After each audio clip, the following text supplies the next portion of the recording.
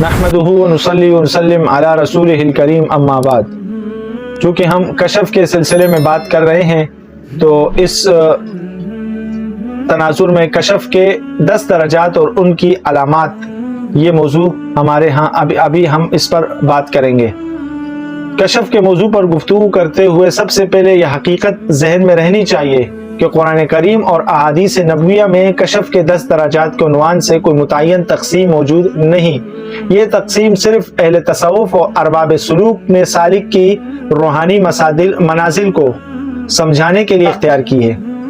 کشف مختلف سلاسل قادریہ، شاذلیہ، نقشبندیہ، چشتیہ میں ان مراتب کے نام اور ترتیب میں جزوی فرق پایا جاتا ہے، تاہم یہ ان کا بنیادی مفہوم ایک ہی ہے، یعنی بندے کے باطن کی تدریجی تطہیر اور معرفت الہی میں ترقی۔ اہل سنت والجماعت کا متفقہ عقیدہ ہے کہ کشف کبھی شریعت سے مستقل دلیل نہیں بنتا، اس میں خطا کا امکان موجود رہتا ہے اور اس کی صحت کا معیار قرآن و سنت اور اتباع رسول ہے۔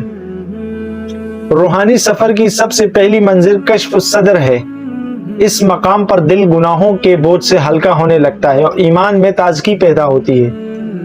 عبادت میں خشوع، ذکر میں لذت اور توبہ کی کثرت اس کی نمایاں علامات ہیں۔ اس مرحلے میں کسی غیر معمولی مشاہدے کا ہونا ضروری نہیں۔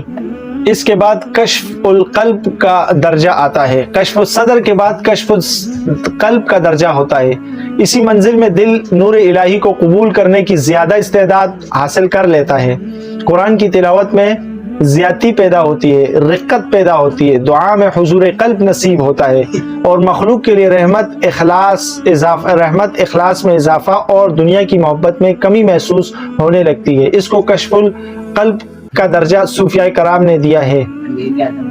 تیسری منزل کشف الروح ہے۔ یہاں روحانی ذوق اور محبت الہی غالب ہونے لگتی ہے اور سالک کو عبادت میں شوق محسوس ہوتا ہے، تنہائی میں ذکر محبوب بن جاتا ہے، تہجد کی رغبت بڑھتی ہے اور دل کو ایک روحانی سکون حاصل ہونے لگتا ہے۔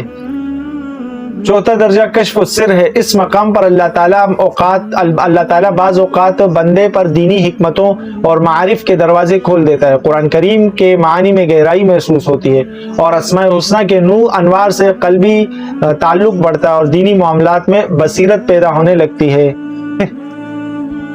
پانچواں درجہ کشف الخفی ہے۔ اس مرحلے میں باطن مزید صاف ہو جاتا ہے۔ مصیبت میں صبر، نعمت میں شکر، ہر حال میں اللہ کی طرف رجوع کرنا، ریا سے نفرت اور دائمی احساس مراقبہ کی نمایاں علامات رہتی ہیں۔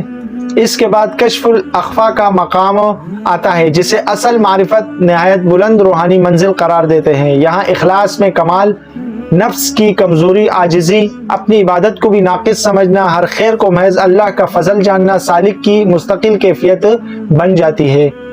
ساتواں درجہ کشف الانوار ہے۔ اس مقام پر اللہ تعالیٰ بعض بندوں کے قلوب پر اپنے انوار کی خاص تجلیات فرماتا ہے۔ ذکر کے دوران قلبی روحانیات، عبادت میں گہرائی، ایمان میں اضافہ اور روحانی سکون میں اضافہ ہوتا ہے اور اس کے آثار نمایاں ہوتے ہیں۔ تاہم یہ بات ہمیشہ پیش نظر رہنی چاہیے کہ انوار کا محسوس ہونا ہر سالک کے لیے ضروری نہیں، نہ ہی یہ ولایت کا جزء لازمی معیار ہے۔ آٹھواں درجہ کشف الصفات ہے۔ اس مقام پر بندہ اسماء الحسنی اور صفات الہی کے معانی کو پہلے سے زیادہ گہرائی کے ساتھ سمجھنے لگتا ہے۔ رحمت، حکمت، لطف، نور اور ہدایت جیسے اسماء الہی کے آثار اس کے قلب پر نمایاں ہونے لگتے ہیں اور یہ ادراک کبھی علمی صورت میں ہوتا ہے، کبھی روحانی ذوق کی شکل میں۔ نواں درجہ کشف الافعال کہلاتا ہے۔ اس منزل میں سالک کائنات کے ہر واقعے میں اللہ تعالیٰ کی حکمت، تدبیر اور مشیت کو دیکھنے لگتا ہے۔ تقدیر پر رضا، شکایت کا خاتمہ، توکل میں اضافہ، ہر حال میں اللہ کی حکمت پر کامل اعتماد اس کی نمایاں علامات میں سے ہیں۔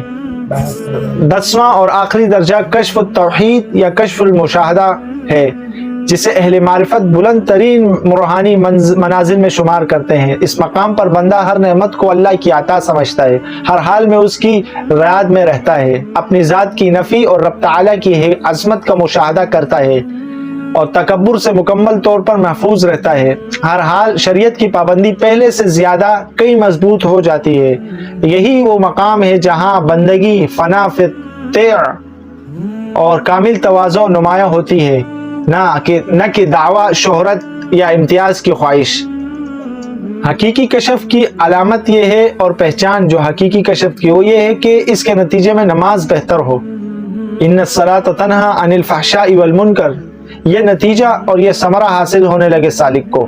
اسی طرح ذکر میں اضافہ ہو اور سنت نبوی صلی اللہ علیہ وسلم سے محبت بڑھے، گناہوں سے نفرت پیدا ہو، عاجزی، حسن اخلاق اور خدمت خلق کا جذبہ مضبوط ہو، یہ حقیقی کشف کی علامات ہیں۔ اگر کسی روحانی کیفیت کے بعد انسان میں تکبر، غیب دانی کے مشاہدے یا دوسروں میں عیوب دیکھنے کی باتیں، شہرت، شریعت سے بے پرواہی، لوگوں کو حقیر سمجھنے کا مزاج اس کشف کے بعد پیدا ہونے لگے، یا مریدوں کی خواہش بڑھ جائے کہ میرے مرید زیادہ ہو، تو ایسا کشف اکابر تصوف اسے حقیقی کشف نہیں بلکہ استدراج، وہم یا نفسیاتی دھوکہ قرار دیتے ہیں۔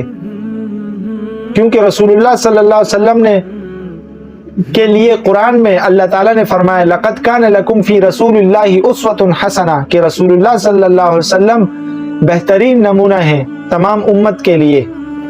اسی لیے سلسلہ نقشبندیہ، سلسلہ قادریہ اور سلسلہ چشتیہ اور سلسلہ شاذلیہ کے اکابر اس اصول پر متفق ہے کہ کشف، کرامت اور روحانی واردات سلوک کا مقصد نہیں بلکہ اللہ تعالیٰ کی طرف سے کبھی عطا ہونے والی کیفیات ہے۔ اس اصل مقصود تزکیہ نفس، رضا الہی، اخلاص، معرفت الہی، اتباع سنت اور رسول اللہ صلی اللہ علیہ وسلم کی کامل اتباع ہے۔ خلاصہ کلام یہ ہے کہ کشف کے یہ درجات کوئی قطعی شرعی تقسیم نہیں بلکہ اہل سلوک کی تربیتی تعبیرات ہیں۔ یہ ہر سالک کا روحانی سفر الگ ہوتا ہے، ہر سالک کا روحانی سفر علیحدہ ہوتا ہے۔ بعض اللہ تعالیٰ کے نہایت مقرب بندے ہوتے ہیں مگر انہیں کوئی غیر معمولی کشف یا روحانی مشاہدہ حاصل نہیں ہوتا۔ اس لیے کامیابی کا حقیقی معیار کشف نہیں بلکہ تقویٰ، اخلاص، حسن اخلاق، استقامت، اتباع سنت ہے، کیونکہ یہی وہ صفات ہے جو بندے کو اللہ تعالیٰ کا محبوب بناتی ہیں۔